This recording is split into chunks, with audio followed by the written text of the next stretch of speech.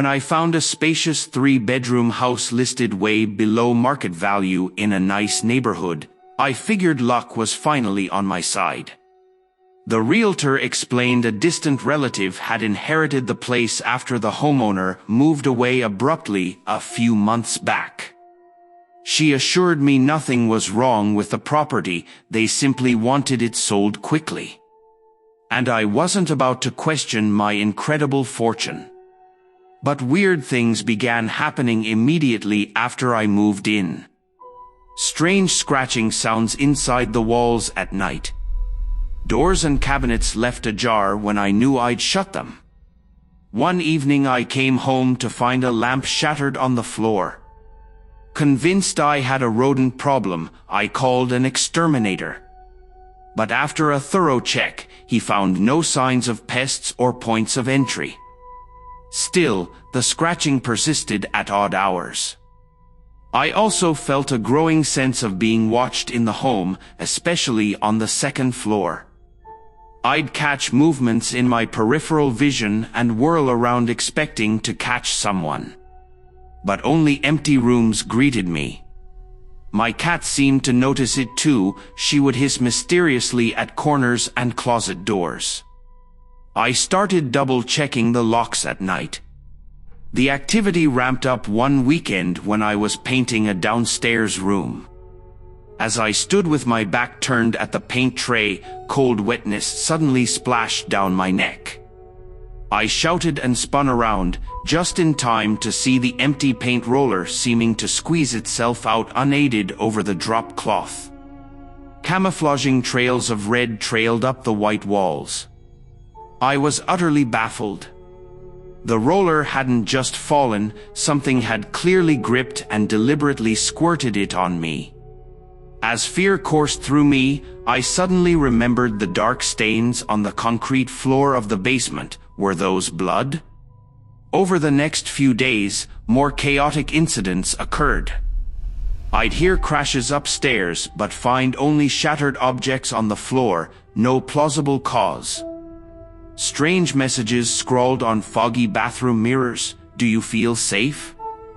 I installed security cameras, but they malfunctioned constantly, only capturing jumbled static right when disturbances occurred.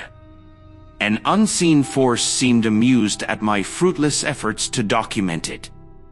This was no faulty wiring, something sinister haunted my home.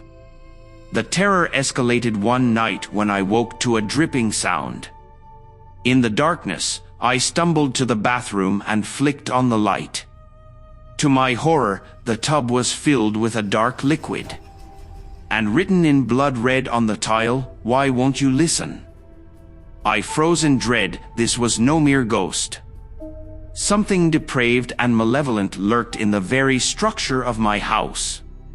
A presence tied to unspeakable acts committed here. And it was growing more brazen. Racing downstairs, I fled outside to my car.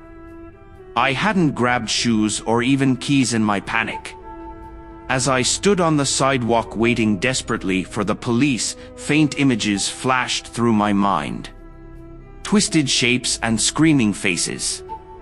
A dark hunger and sick glee from the unseen entity fueling these visions.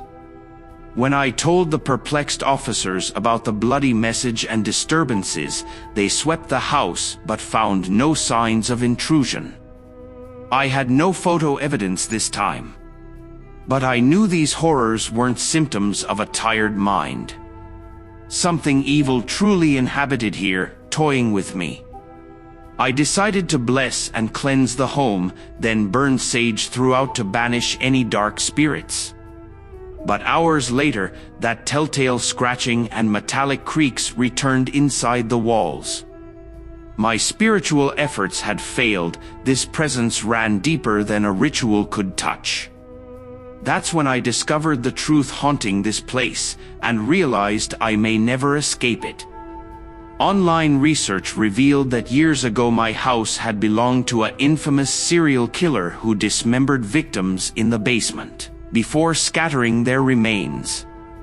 He had evaded justice for years before disappearing without a trace, leaving his blood-soaked house abandoned. Until now. Some essence of depraved malevolence had seeped into the very brick and woodwork of this structure. And that dark energy now tormented me. I decided my only hope was to purify the house with fire. Let the cleansing flames purge its festering evil at the root. I trailed gasoline throughout the basement and first floor, soaking the most active areas. It had to be destroyed for good. As I stood ready to ignite this bonfire of absolution, a powerful force knocked me violently to the floor from behind. The match was snuffed out by phantom breath before I saw my gas can soaring overhead, spilling its contents across the living room carpet. A screech of inhuman rage shook the house. Any organic host body this spirit once had was long gone, but its primordial malevolence endured, fused to the building itself. And it would not release its sanctuary willingly. As the unseen jaws of madness threatened to close on my psyche in this evil place, I crawled to the front door and fled blindly into the night, warned by one final message blazing through my mind. This house will never let you go now. The police dismissed my frantic gas-soaked appearance as a mental health issue. But I refused a psych evaluation. No therapist could understand or help. Unless the rotting foundation of this slayer's den burned to ashes, its demonic inhabitant would forever torment me. But the law could only see an unhinged man ranting about possession. So for now I'm staying in a motel while the police keep watch on my home. But I know the real monster remains within those haunted walls, scratching to get out. Tonight I'll attempt to do what I must, reduce the lair to embers, cremating the killer's lingering evil. Maybe then his twisted spirit will finally be banished, unable to tether itself anywhere on this plane. I pray I succeed. Because my only other hope for peace is the flimsy door of my psyche, quaking against the onslaught of demonic rage aching to rip it off the hinges and seize me permanently. For I fear this diabolical energy I've awakened will not be easily sated, even if its physical vessel burns. It knows I hold the secret truth, that sometimes mortal terror transcends death, saturating all it infects. An eternal stain only fire may purify. But if this final cleansing fails, no one else will ever understand what haunts the home standing serenely on that corner lot. While beneath its veneer of quaint suburban charm, a gaping inferno beckons.